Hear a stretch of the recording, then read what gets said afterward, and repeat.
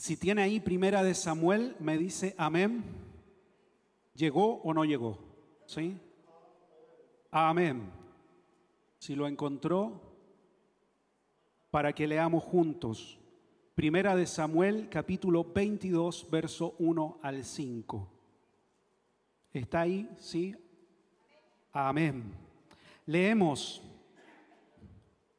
Yéndose luego David de allí, dice, huyó a la cueva de Adulam. Y cuando sus hermanos y toda la casa de su padre lo supieron, vinieron allí a él, y se juntaron con él todos los afligidos y todo el que estaba endeudado, y todos los que se hallaban, dice, en amargura de espíritu. Y fue hecho jefes de ellos, y tuvo consigo, dice la palabra, como 400 hombres, quienes se juntaron con David en la cueva de Adulam, todos los afligidos, todos los que estaban endeudados y todos los que se hallaban en amargura de espíritu. Oramos al Señor, amén. Jesús, gracias por esta oportunidad, Dios, que me das de poder compartir tu palabra.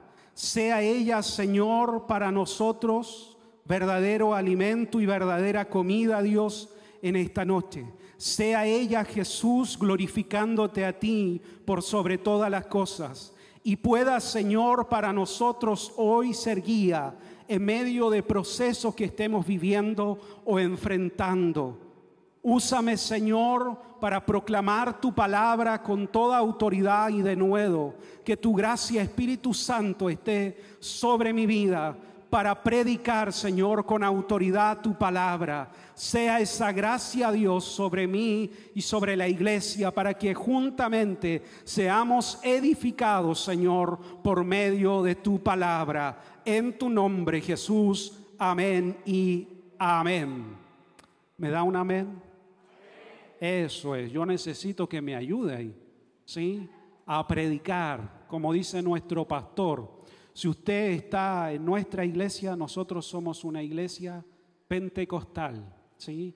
Creemos en los dones de Dios, creemos en la gracia de Dios y nos gusta decir amén, aleluya, gloria a Dios, ¿sí? Es parte de nosotros y siempre ha sido así. Expresamos nuestra fe, ¿sí? Es parte de nuestra realidad. Por eso cantamos. Hoy día cantamos menos.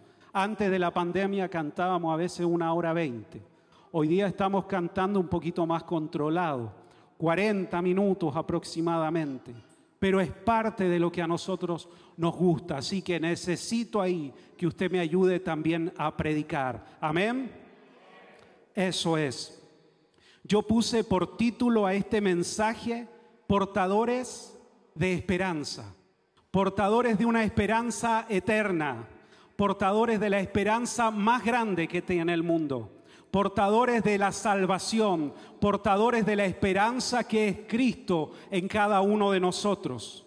¿Sí? Cada uno de nosotros somos portadores de esperanza, porque cada uno de nosotros en algún momento hemos reconocido a Cristo como nuestro Señor y Salvador. ¿Usted reconoció al Señor como su Rey y Salvador? Le pregunto, ¿usted reconoció a Cristo? Eso es. Cada uno de nosotros somos portadores de esperanza para otros. ¿Sí? No podemos callarnos lo que hemos visto y oído. ¿Usted ha visto la gracia de Dios en su vida? Yo he visto la gracia de Dios en mi vida. Por eso cuando me enfrento a alguna situación o hablo con alguien, sé que esa persona que aún no se ha encontrado con Jesús necesita encontrarse con Él, porque veo en su necesidad que la única respuesta es Cristo, porque esa fue la única respuesta para mi propia vida. Cuando me encontré con el Señor, mi vida fue transformada, revolucionada. Fue un antes y un después. Fui mudado por el poder del Espíritu Santo. Y toda aquella amargura, tristeza fue cambiada profundamente.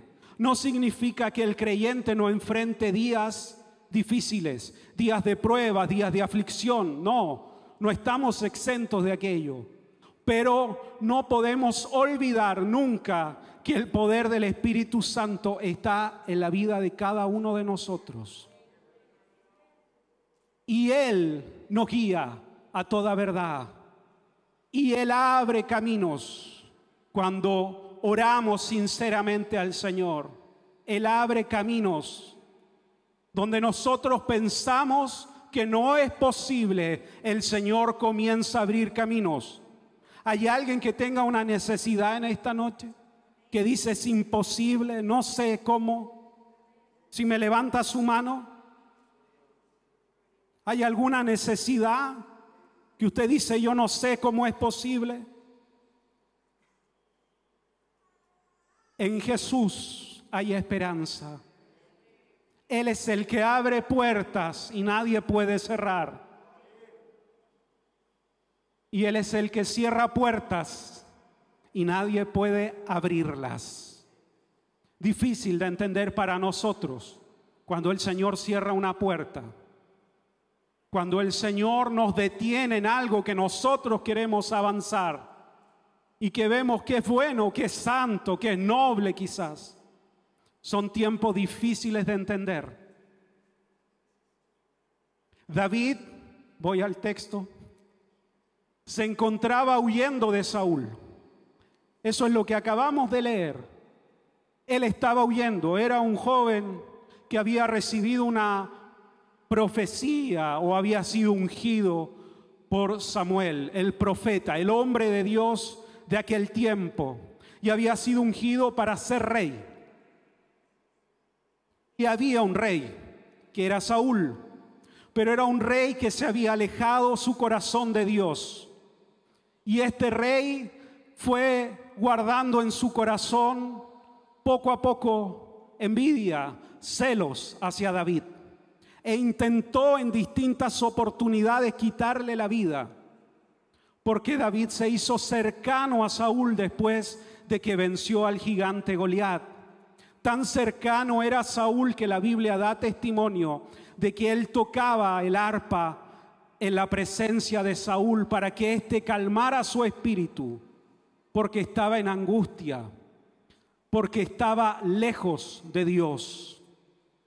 Y en más de una oportunidad Saúl intentó matar a David. Por eso es que David tiene que salir huyendo y huye a distintos lugares. Se hace pasar por loco, ¿sí? Eso está en la Escritura, por si usted no lo sabía. Se hace pasar por loco y finalmente termina huyendo a esta cueva llamada Adulam, que es lo que acabamos de leer. Que es un lugar, o Adulam significa un lugar de refugio.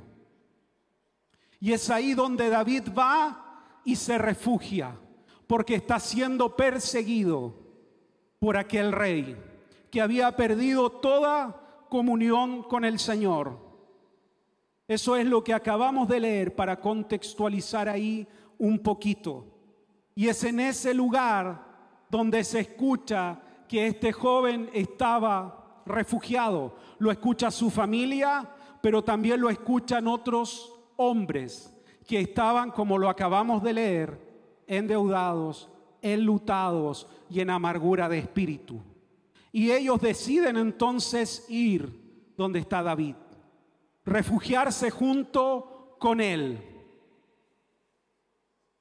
Adulam es entonces un lugar de refugio, va a ser un lugar de formación y también va a ser un lugar de esperanza. Es ahí donde Dios va a trabajar con la vida de David. Es ahí donde el Señor lo va a formar a él, pero también va a formar a estos otros hombres que se fueron sumando, congregándose en aquel lugar. Era necesario este tiempo para el rey David. Dios necesitaba formar en él el corazón correcto para cuando él fuera rey. Los procesos difíciles en la vida del creyente son la escuela de Dios, son nuestra formación. quisiéramos nosotros saltarlos, pasarlos por alto. Si hay algo que yo tengo memoria de las predicaciones de mi papá, ¿sí?, es que existe la escuela formativa de Dios. Y uno quisiera no escucharlo, ¿sí? Yo no quiero pasar por esa escuela. Pero lo cierto es que todo hombre o mujer de Dios va a pasar por aquella escuela. Porque es ahí donde el Señor nos comienza a formar, a transformar nuestro carácter. Para tener el corazón correcto, para tener la nobleza suficiente en Dios, para administrar lo que el Señor nos va a entregar. A veces quisiéramos la bendición del Señor sin la formación del Señor. Y no se puede saltar los procesos en Dios. Son necesarios. Pero es en aquel lugar, en Adulam, que es un refugio para David, donde Dios lo va a formar. ¿Cuántos quisieran ser pastores de Adulam? Puse aquí. ¿Quién quisiera ser pastor en un lugar así? Donde la gente que llega es gente quebrantada, es gente enlutada, es gente endeudada.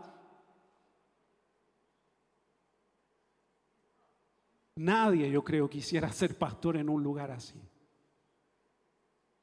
Pero la iglesia es y debe de ser un lugar de refugio, y un lugar de esperanza, y un lugar de fe. Si cuando alguien llega a esta iglesia o a cualquier iglesia y no encuentra en medio nuestro fe, esperanza, amor, tenemos que cerrar la cortina y nos vamos. Porque las iglesias han de ser y deben de ser un lugar de fe, de esperanza y de amor. Y debe de ser para el mundo y para el necesitado y el quebrantado un lugar de refugio. Porque es aquí donde el Señor nos tiene que transformar. Es acá. A veces nosotros tenemos la idea, ¿sí?, que la iglesia debe de ser un lugar para los más aptos, para los más santos. Pero hay una frase muy conocida y dice que la iglesia no es un museo de santos, sino que es un hospital para pecadores. Y eso debe de ser en su esencia la iglesia. Un lugar que acoge a aquel que está quebrantado, aquel que está enlutado, aquel que no haya una salida posible. Eso ha de ser el móvil de la iglesia. Y ese es el desafío que tenemos, porque a veces en nuestra mente estructuramos que la iglesia es un lugar solo para los más aptos. Y la gente muchas veces nos dice, cuando uno comparte con ellos la palabra, dice: no, yo no puedo ir a la iglesia porque yo soy pecador, usted no me conoce, usted no sabe lo que yo soy, usted no sabe lo que yo he hecho, ¿cómo voy a ir yo a la iglesia? Quizás estamos entregando un mensaje equivocado o errado o una imagen equivocada.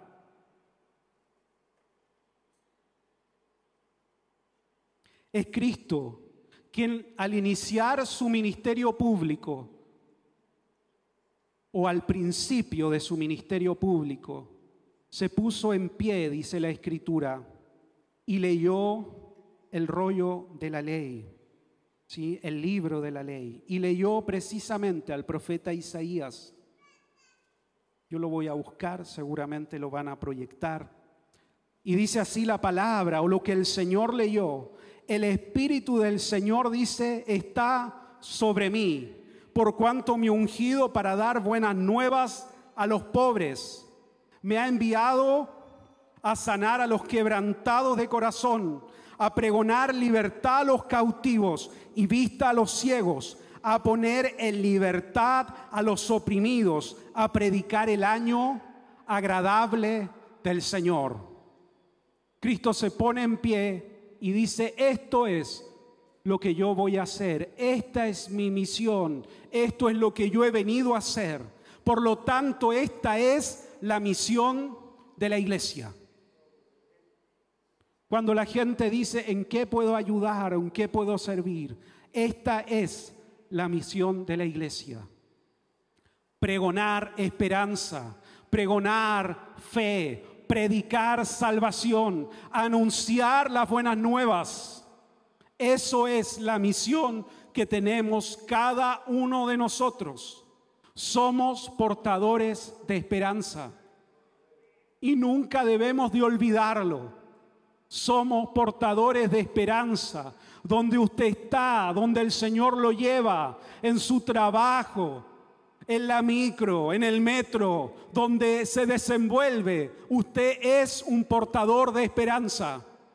Usted en ese lugar es la voz de Dios para alguien que está en necesidad. Pero yo debo de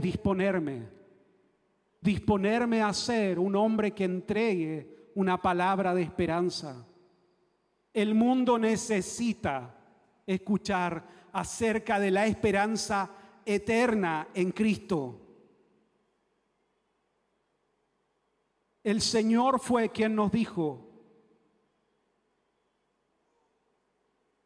que no son los sanos los que tienen necesidad de médico, sino los que estaban enfermos.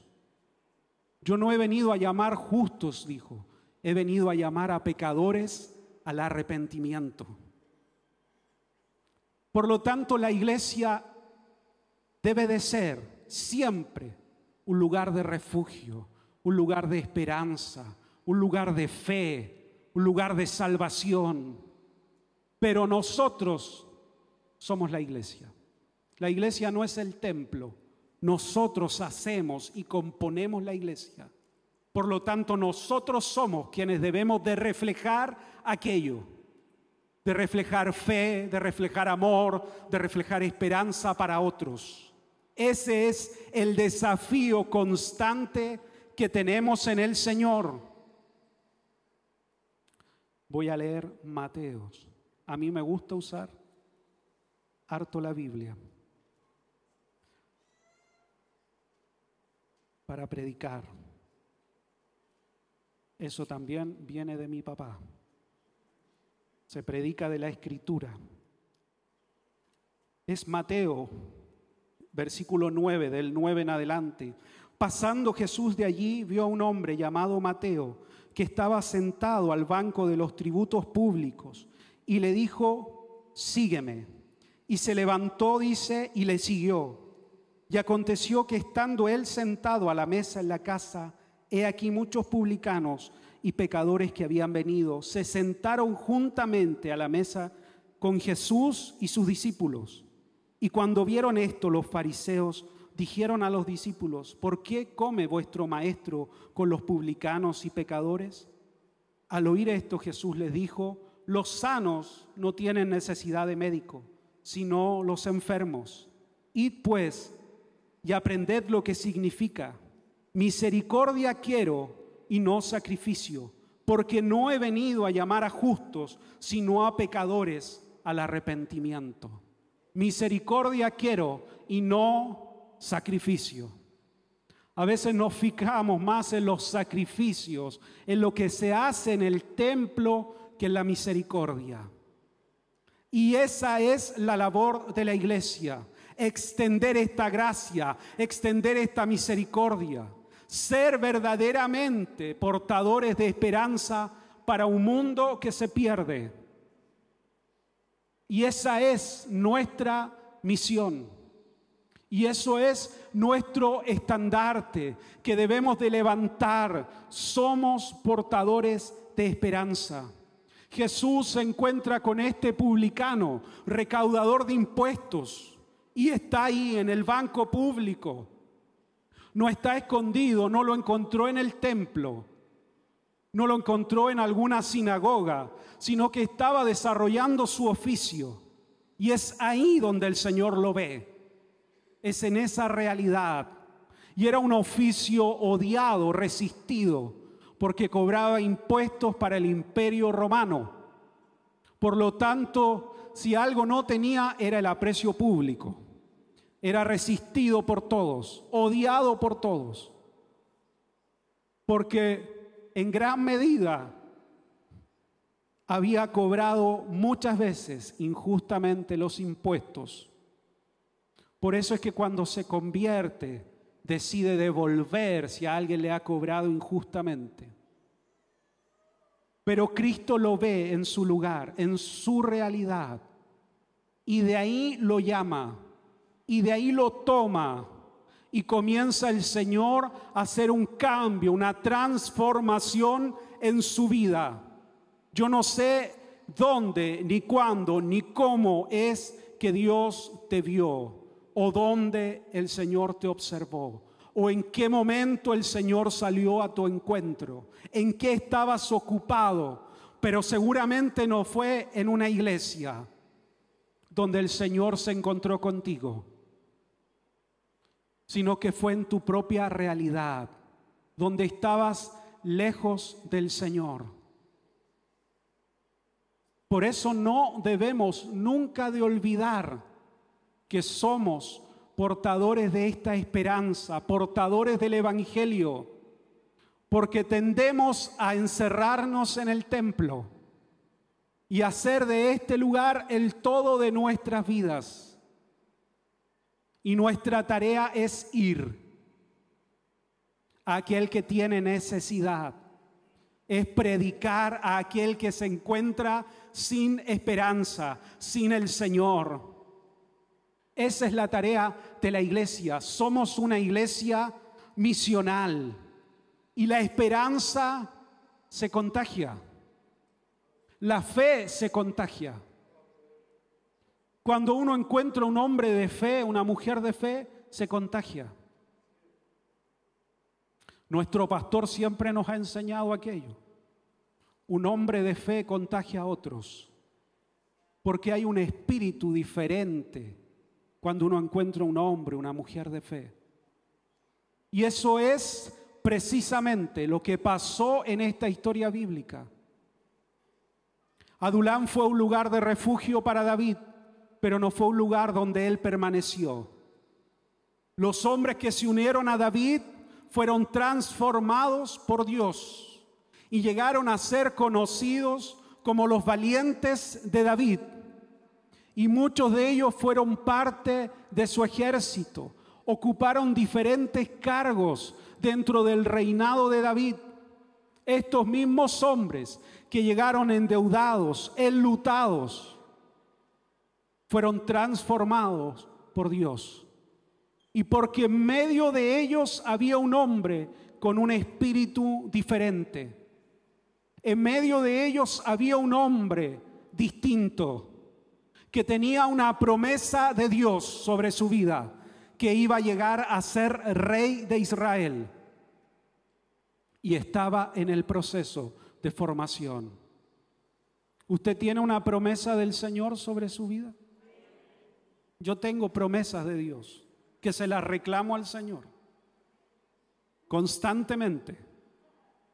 Pero también sé que Él debe de transformarme para que yo llegue a alcanzar lo que Él ha soñado. Pero yo debo de estar dispuesto a ser moldeado por el Señor. En lo más profundo de nuestro ser, cada uno de nosotros va a ser transformado por el poder del Espíritu Santo. Si estamos dispuestos para alcanzar lo que el Señor tiene o ha soñado con cada uno de nosotros.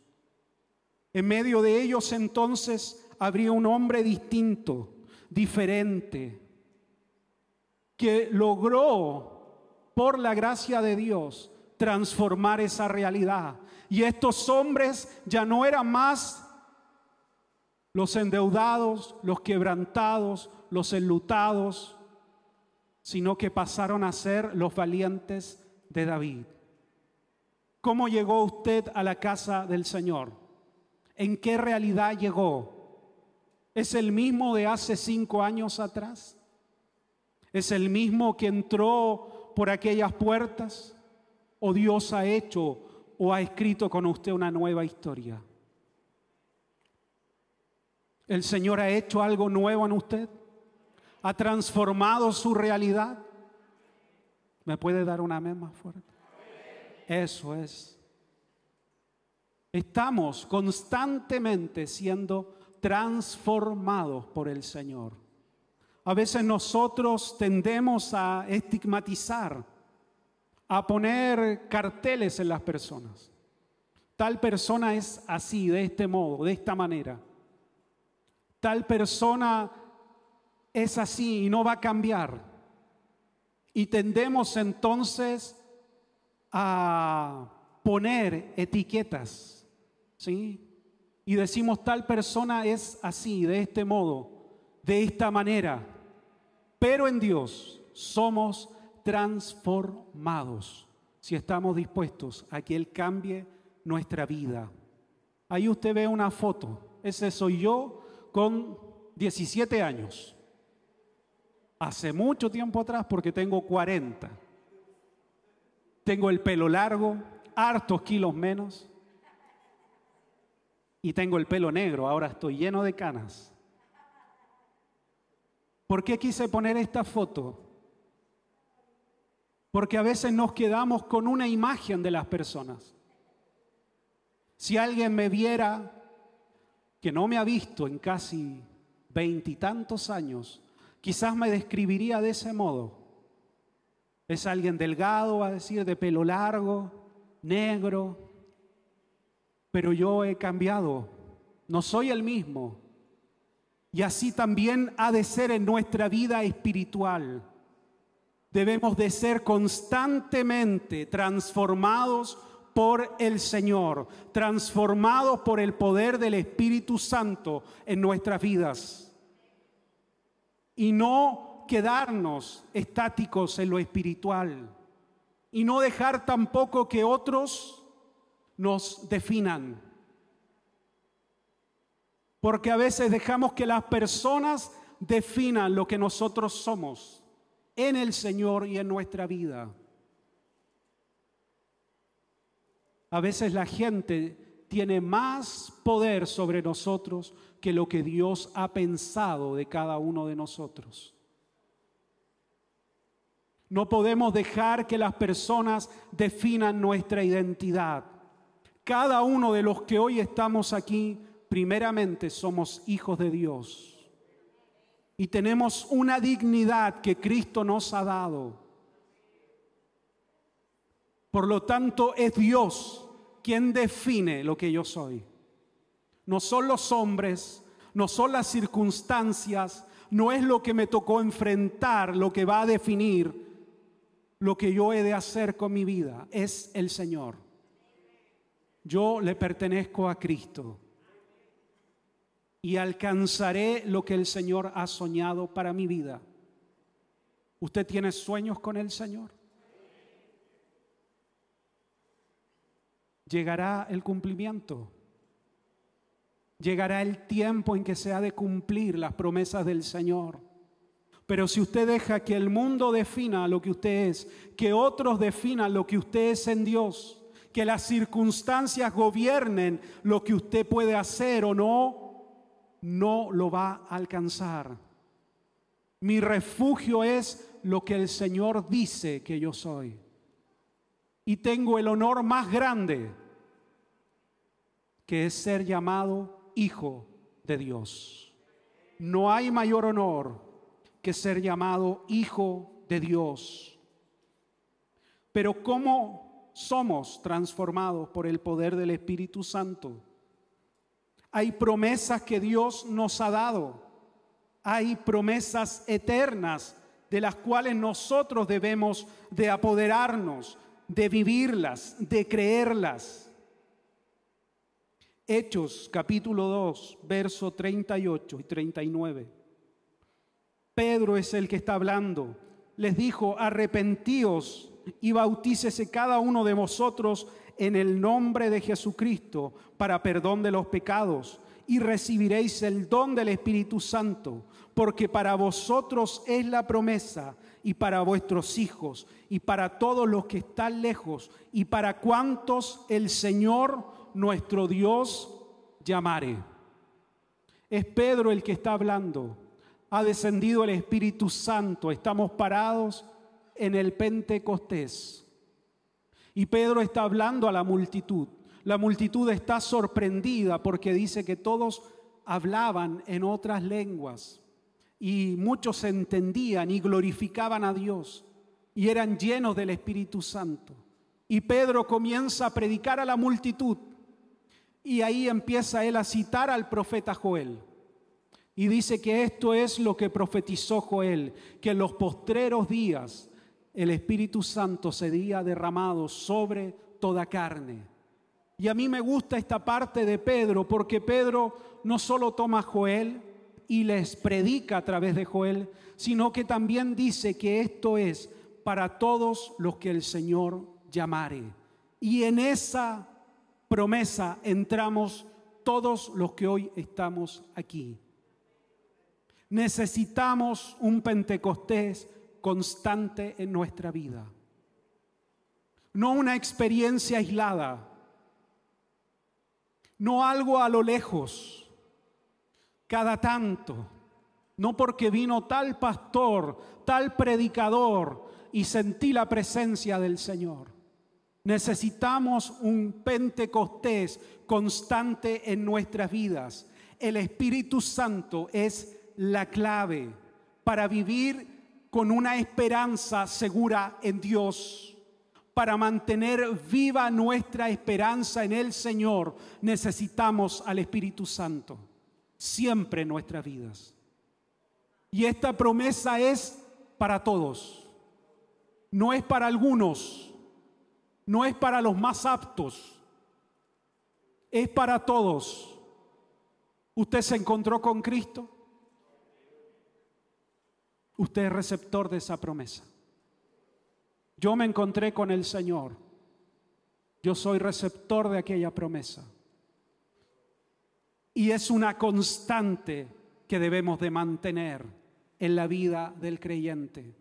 Ser llenos del Espíritu Santo. No una vez, no como una experiencia, sino algo continuo. Porque la única forma de mantener viva nuestra esperanza es tener una comunión continua con el Espíritu Santo.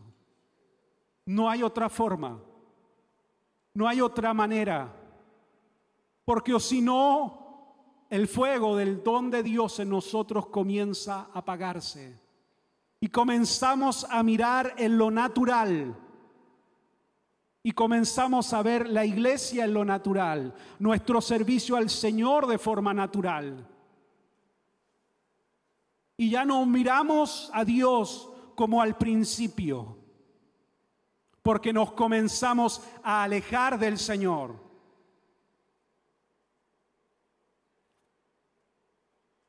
(4:31) Hechos, cuando hubieron orado, el lugar en el que estaban congregados tembló, y todos fueron llenos del Espíritu Santo y hablaban con denuedo la palabra de Dios. Esto pasa al poco tiempo de que fueron llenos del Espíritu Santo en Hechos 2. Son amenazados, son perseguidos los apóstoles y son amedrentados, ¿sí?, a no seguir hablando en el nombre de Jesús, a no predicar más en ese nombre. Y son tomados ahí, prisioneros, azotados por causa de Cristo. Y ellos se reúnen y dicen, ¿qué vamos a hacer? Vamos a seguir predicando porque no vamos a callar lo que hemos visto y oído. Y dice que comenzaron a orar nuevamente. Y todos, dice ahí, fueron llenos del Espíritu Santo. Y el lugar en el que estaban, dice, tembló. La única forma de mantener viva nuestra esperanza es ser lleno constantemente del Espíritu Santo. Es vivir un Pentecostés continuo.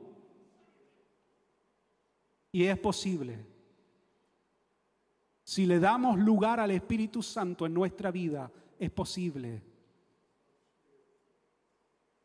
Ser llenos del Espíritu Santo es ser controlado, dominado por el Espíritu Santo. En todo lo que hacemos, porque a veces lo reducimos al templo. Aquí soy lleno del Espíritu Santo y aquí hablo en lengua y levanto mis manos. En todo lo que yo hago, en todo lo que yo desarrollo, debo de ser lleno del Espíritu Santo. Si yo le doy lugar a Dios, Él va a empapar todo lo que yo hago. Él va a estar en mi trabajo, Él va a estar en mis estudios, Él va a estar en mis proyectos, Él va a estar en mis sueños. Todo va a ser empapado por el Espíritu Santo. Y Él me va a guiar. Y Él va a hablar a mi vida. Así lo enseña la Escritura. Porque el Espíritu Santo es Dios. Porque el Espíritu Santo tiene voluntad, es una persona. Y habla la vida del creyente. Así lo enseña el libro de los Hechos. El Espíritu Santo le pareció bien que apartaran a Bernabé y a Pablo para la obra del ministerio.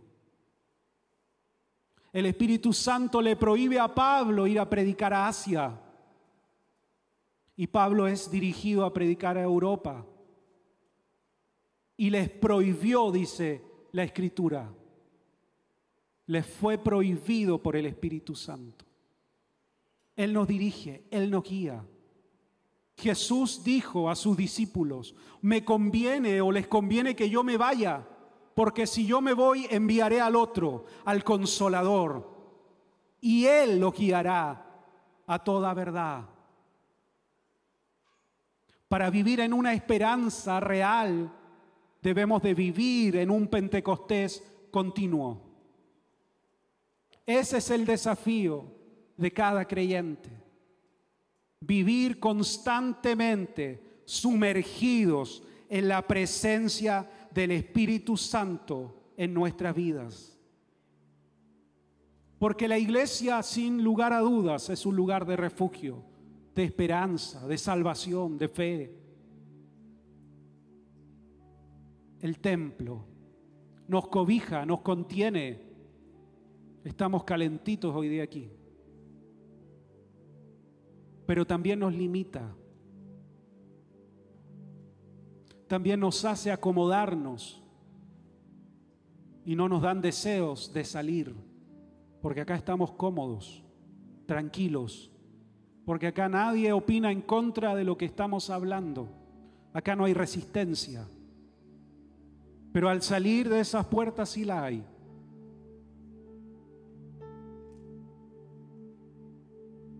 Adulám para David fue un lugar de formación, de transformación, pero no fue su destino.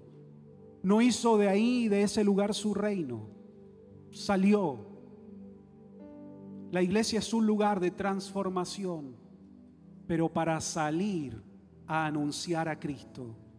Acá somos formados, transformados, consolados por el Señor, animados, levantados, pero para salir y compartir con otros acerca de la esperanza que tenemos en el Señor.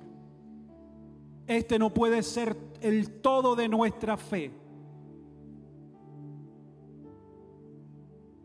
El templo nos cobija, pero también nos limita. Nuestro desafío es ir.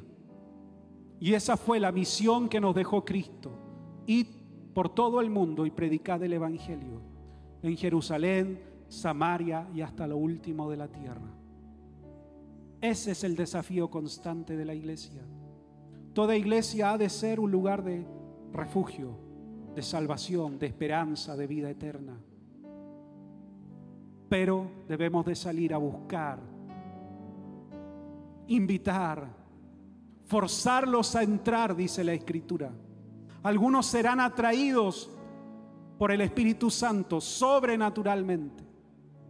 Yo he escuchado muchos testimonios de hermanos que hoy son parte nuestra, que el Señor los trajo, que soñó con este lugar, que vio el templo.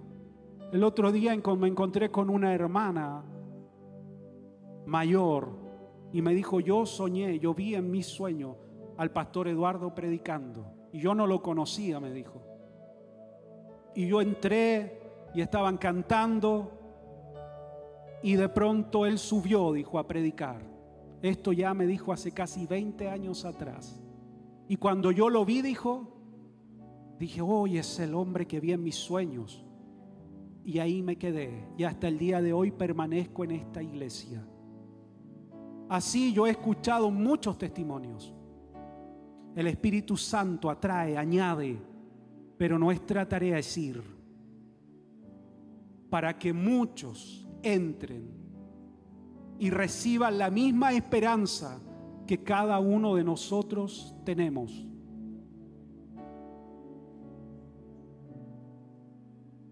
Pero no podemos ir sin el poder del Espíritu Santo. Y no podemos ir si el Espíritu Santo primero no nos mueve en lo interior. Cuando nos acercamos a Dios y dejamos que Él nos guíe, que Él nos hable, comenzamos a ver necesidad donde antes no la veíamos. Comenzamos a ver oportunidades para predicar donde antes no lo veíamos. Cuando solo nos centramos en nosotros mismos, nos volvemos ombligocéntricos, difícilmente vamos a ver la necesidad de la gente. Y difícilmente vamos a ver al Espíritu Santo obrar en nuestras vidas, al orar por otros, al enseñar a otros, al predicar a otros. Para mantener nuestra esperanza viva, necesitamos un Pentecostés constante. No hay otra forma, no hay otro modo. Porque si nos alejamos del Señor, nuestra esperanza comienza a desvanecerse, comienza a fluctuar, a cambiar. Póngase de pie.